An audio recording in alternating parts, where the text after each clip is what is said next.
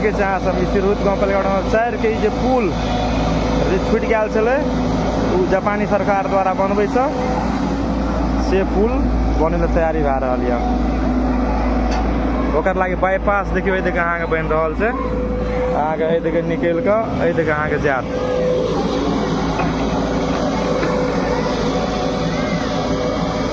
देखो आब ई पुल अहाँ के जे बनत जापान सरकार से बनत रहे तेहन बनते कि नहीं बनते पता नहीं से। ट्रेन तो नहीं बनल आदमी सब सेवा सुविधा है फैलगर है टका जात वैसा और कुछ नहीं है। जापान सरकार से बनल रहे तेहन पुल नहीं है तो कदापि नहीं बते विडम्बना है। ई अहाँ के अपना लागी दुख के बात है।